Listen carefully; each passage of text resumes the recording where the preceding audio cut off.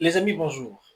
Nous allons travailler aujourd'hui sur le calcul pour connaître le ferraillage ou quantité de barres de fer pour une chape d'égalisation.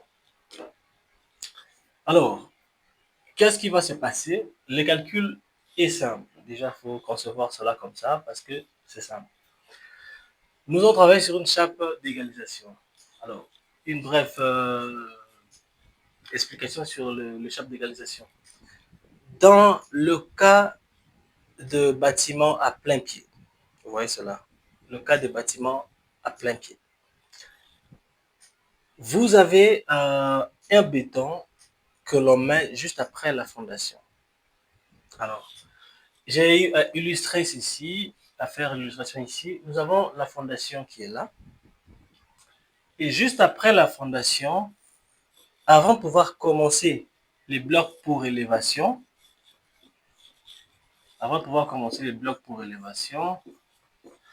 nous avons entre les blocs pour élévation et la fondation un béton que l'on place là.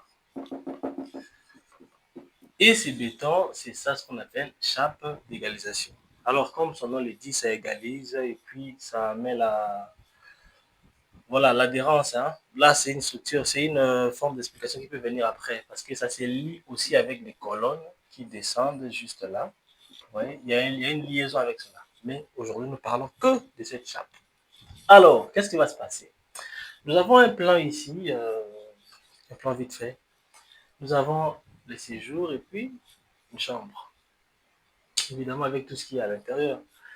Alors, qu'est-ce qui va se passer? Nous prenons les périmètres. Voilà. Si vous êtes sur cette chaîne, vous connaissez exactement c'est quoi le périmètre. Nous additionnons toutes les longueurs et puis largeur. Donc, nous passons par 6, 4, 3, 3, 2.5, 4. Donc, nous avons le 6, nous avons 4, 3, 3, 2.5, et puis nous avons 4 par là. Vous voyez cela?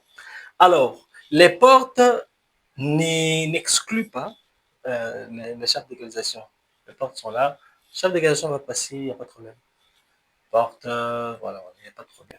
Alors, à la fin de tout, nous avons 22 mètres, 22 mètres puis 50 centimètres. Voilà, là c'est le périmètre pour ici. Alors, le périmètre, c'est la première chose à connaître pour ces calculs. Alors, autre chose à connaître après le périmètre, c'est de pouvoir calculer maintenant le, le bar longitudinal. Alors, je vais essayer d'illustrer avec une image. Je vais essayer de mettre une image ici. Vous allez voir que les barres longitudinales suivent la fondation. Les barres suivent la fondation. Et dans ces cas, nous n'avons pas besoin d'en mettre beaucoup parce que dans le global, dans le général, ces bétons, si c'est très grand, souvent c'est 10 cm. Alors ici, nous avons l'exemple de 7 cm. Et puis voilà. Qu'est-ce qui va se passer? Il y a deux barres de fer. Ici, nous aurons deux barres de fer qui seront longitudinales. Ce ne sera pas quatre barres de fer, non. Ce sera deux barres de fer qui seront longitudinales. Et ensuite, nous aurons les étriers en U. Vous voyez? C'est ça, la forme d'étrier. Alors, parce que les deux barres de fer longitudinales vont suivre le long de la fondation, alors c'est comme ça que sera le calcul. Nous trouvons BL barre longitudinale.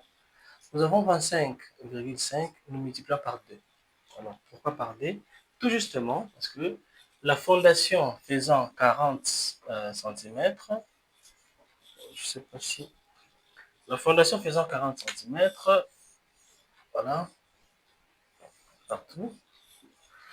Alors, nous avons un espace entre là et là qui fait 0,40 mètres. Vous voyez, cela-là, c'est cette fondation. Alors, qu'est-ce que le bar de fer va faire?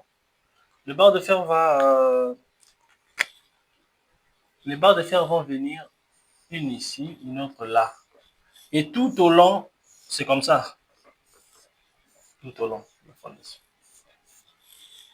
Vous voyez? là, c'est les 2 barres de fer qui vont courir le long de la fondation. Alors, nous avons 25 ici. Comme ces 2 barres de fer, on les double. Alors, après qu'on va le doubler, nous allons rajouter 10, 10%. Alors, les 10%, c'est pourquoi? Le 10%, c'est pour le recouvrement. Là, il faut savoir. Parce que les barres de fer, on les vend à une longueur. Alors là, ça dépend de votre pays, ça dépend de votre région.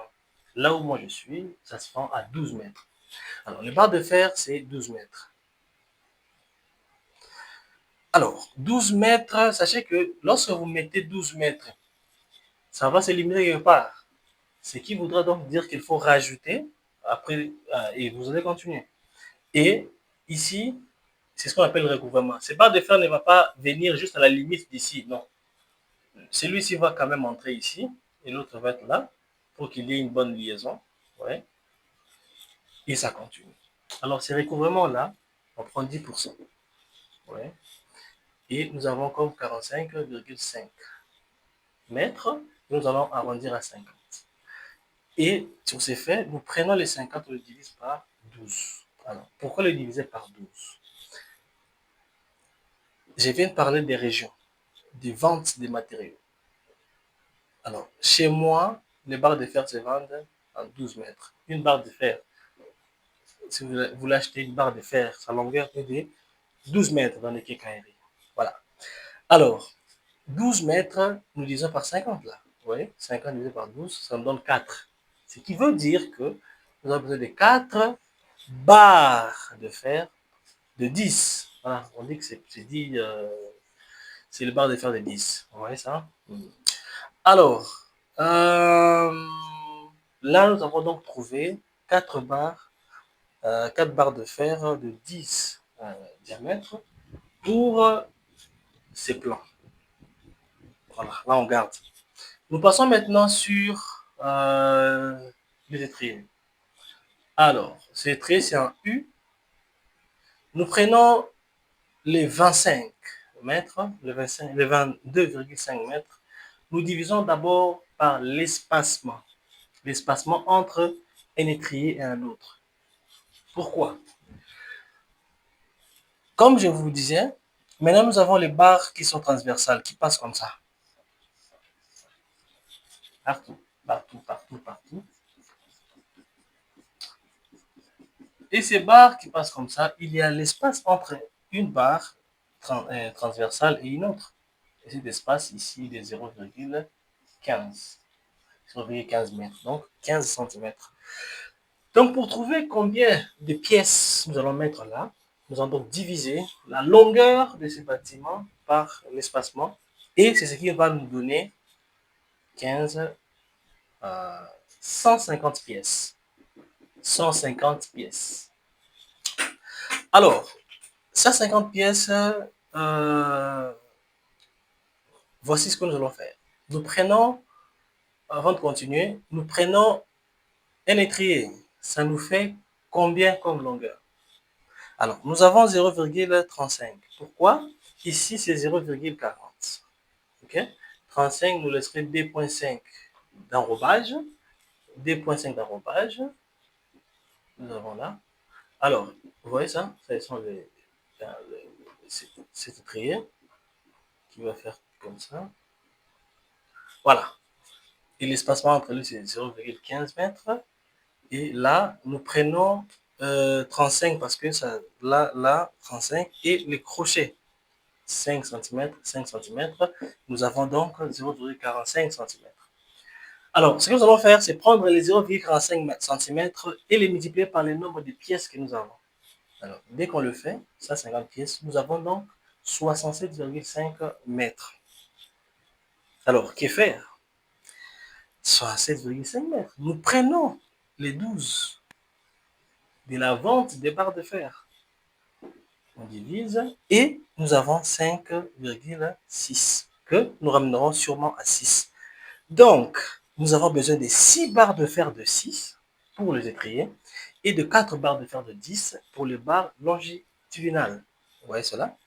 Donc, ça, c'est la simple donc, manière de calculer ces barres de fer pour chaque d'égalisation. Et avec 2,5 kg de fil de recuit, vous remplissez ça.